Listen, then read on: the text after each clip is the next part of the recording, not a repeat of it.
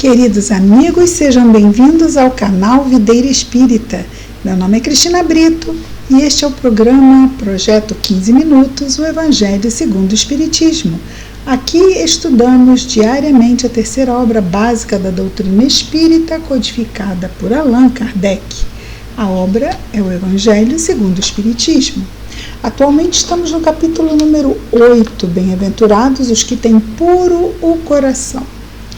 E hoje vamos ver aqui o item 11, a partir do item 11. Na verdade, essa parte que trata dos escândalos, se a vossa mão é motivo de escândalo, cortai-a. Então, eu considero essa parte, esses itens que vamos ver, o 11, o 12, o 13, o 14 e o 15, o 16 e o 17, ou seja, do 11 ao 17, itens importantíssimos, importantíssimos.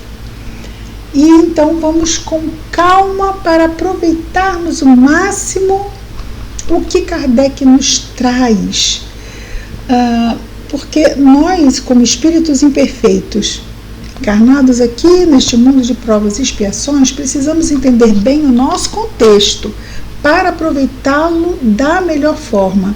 E esses itens vão nos ajudar muito. Vejamos então o item 11. São alguns versículos que Kardec retira de Mateus. Ele retira dos versículos 6 a 11, mas não são todos. Do capítulo 18, ele retira também do capítulo 5, os versículos 29 e 30. Então vejamos esses versículos. Ai do mundo por causa dos escândalos, porque é necessário que venham escândalos, mas ai do homem por quem o escândalo venha. Então Jesus diz que o escândalo ele é necessário. Ele é necessário como quando você risca o fósforo, o fogo é necessário, porque é uma consequência natural. E assim, quando nós erramos, quando nós usamos mal o nosso livre-arbítrio, vem como uma consequência natural do nosso erro uma expiação. Essa expiação é o resultado, não é? O resultado do mal moral. O resultado do mal moral é o escândalo. O escândalo é só o resultado. É interessante. Kardec vai dizer, e nós vamos ver, não é? Que ninguém gosta de escândalo. Ninguém gosta de escândalo. Mas aqueles que não gostam de escândalo e às vezes fazem muitas coisas para evitar que o escândalo surja, porque o escândalo humilha, se a pessoa se sente humilhada porque se envolveu no escândalo, se sente diminuída porque se envolveu no escândalo. Então, nós não queremos escândalos, basta que não nos envolvamos no mal. E não estamos falando de escândalos, alguém armou para mim um escândalo. Qualquer situação em que nos sintamos constrangidos numa situação que não nos agrada. Não queremos que isso aconteça, devemos evitar escolhas ruins, porque a gente às vezes não quer o efeito. Não queremos o efeito, então não causemos o efeito. O efeito está lá na causa, a sua origem. E é sobre a causa que devemos ter foco. E às vezes vamos tendo foco sobre consequências. Consequência já é o resultado da coisa. Então quer dizer que já foi feita a escolha. A consequência é só o resultado natural dela. Ai do mundo por causa dos escândalos, porque é necessário que venham os escândalos, né? A escolha ruim já foi feita, e aí o escândalo vem daí ser necessário.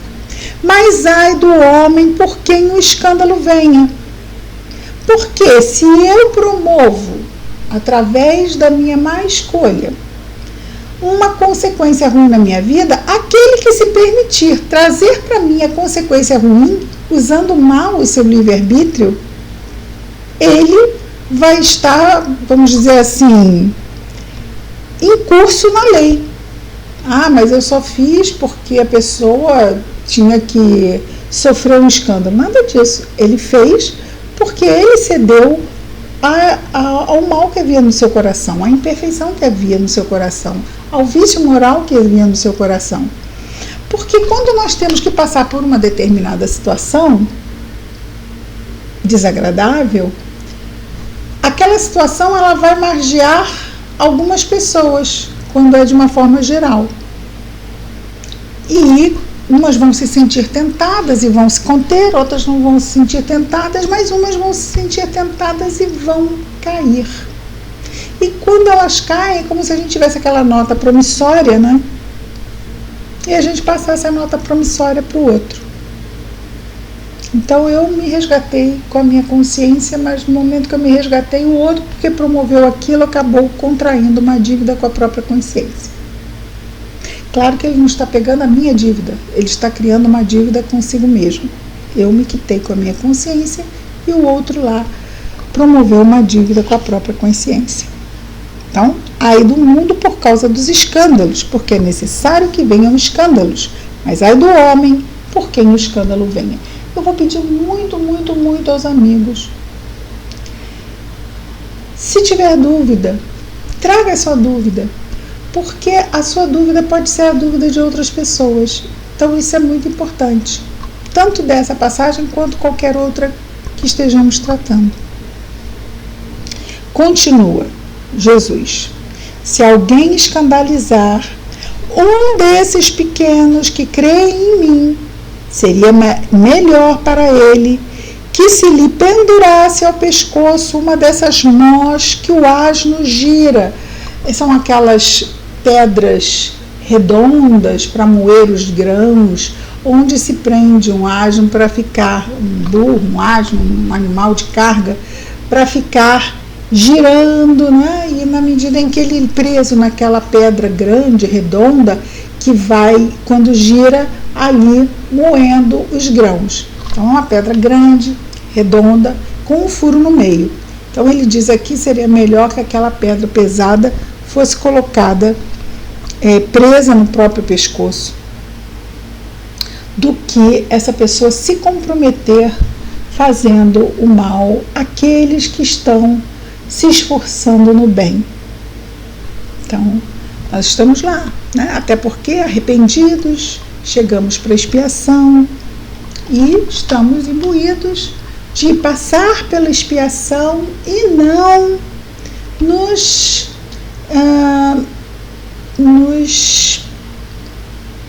palavra que me vem, embolar, não nos embolarmos com o outro e acabarmos, tanto o outro se compromete quanto a gente continua comprometido.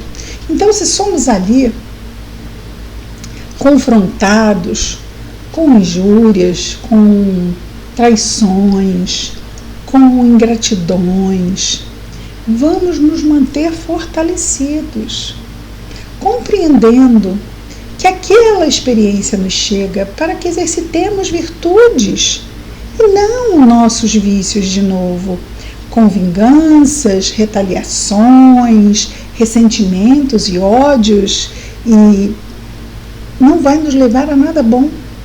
Se a providência divina permite que se aproxime de nós uma situação, pode ser prova, pode ser expiação, não interessa, a providência permitiu que chegasse até nós, vamos vivenciá-la com bom ânimo. Essa é a hora de nós estarmos mais do que nunca pertinhos de Jesus e buscando nele não só as forças, como a inspiração de qual deve ser a nossa resposta para todo tipo de situação difícil que nos seja defrontada.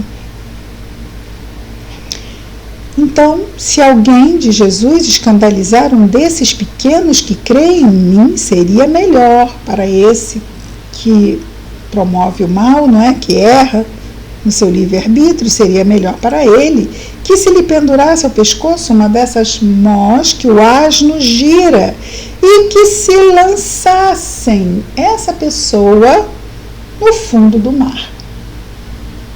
Puxa. Continua Jesus. Tende muito cuidado em não desprezar, repete, né? Tende muito cuidado em não desprezar nenhum destes pequenos. Eu vos declaro que no céu seus anjos veem, no caso, os anjos de Deus, claro, né? Eu vos declaro que no céu seus anjos veem sem cessar a face de meu Pai. Então os anjos sabem, os anjos, os espíritos superiores sabem de tudo o que acontece. Não vamos imaginar, aqui no caso, não é?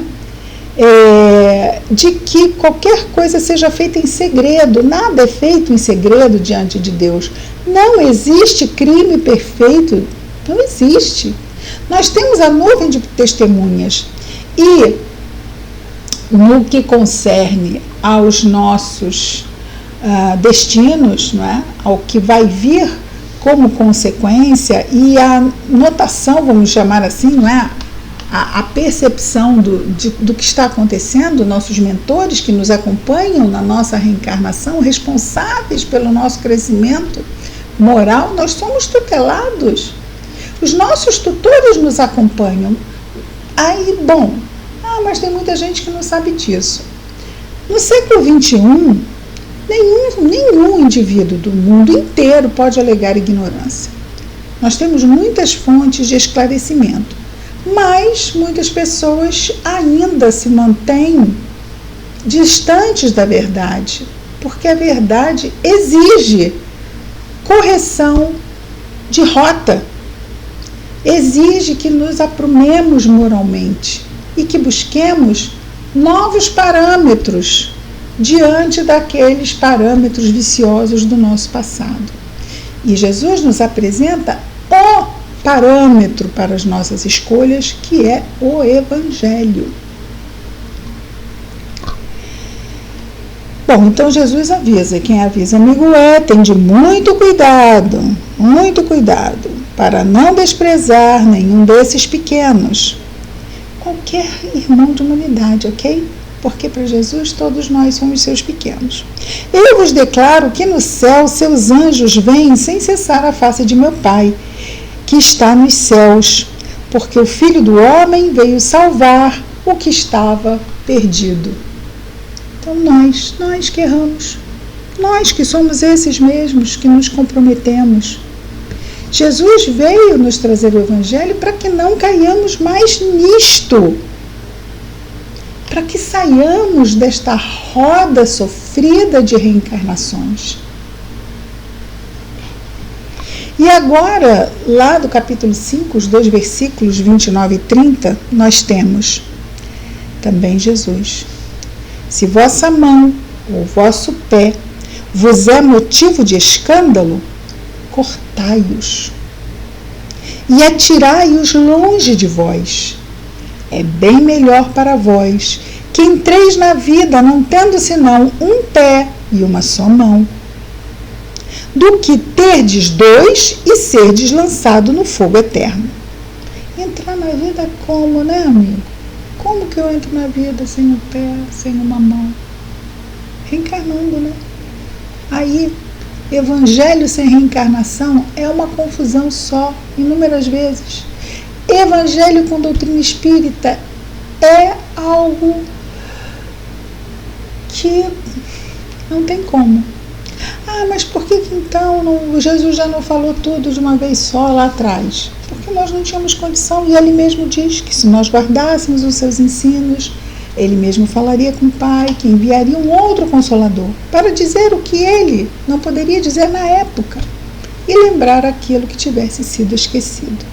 Então não adianta, para tempos curtos e entendimentos curtos, se dar muita matéria, não é? Não vai ficar nada. Ele trouxe a base moral. A base das estruturas, do entendimento mais científico do mundo espiritual, nem adiantava ele falar nada. Ele disse: o que eu faço, vós podeis fazer e muito mais, e ele mostrou. Mas é como o Leonardo da Vinci, que inventou várias coisas na Idade Média, como avião, né, bicicleta, mas não havia tecnologia, não havia ainda inteligência para absorver aquelas ideias. Com Jesus, na parte moral, é claro, a mesma coisa. Leonardo da Vinci trouxe ideias da inteligência para a tecnologia humana. Jesus, incomparavelmente, nos trouxe o código moral que salva-nos da perdição de nós mesmos, das nossas próprias sombras. Então, no momento certo, ele trouxe esse outro consolador, que é a doutrina espírita, que vem se acoplar no Evangelho para que nós entendamos as lacunas que ficaram. Mas isso aqui eu não entendo. Aí a doutrina espírita vai e clareia. Como esta parte, não é? Sobre o pé e a mão arrancada. Se vosso olho vos é motivo de escândalo, cortai-o e lançai-o longe de vós. Então ele fala dos pés, das mãos e fala do olho também. É melhor que entreis na vida não tendo senão um olho, que terdes 2 olhos e serdes precipitados no fogo do inferno. Então, esse é só o item 11. Amanhã vamos começar a ver nos outros itens o que Kardec nos ensina sobre doutrina espírita, lendo os ensinos de Jesus.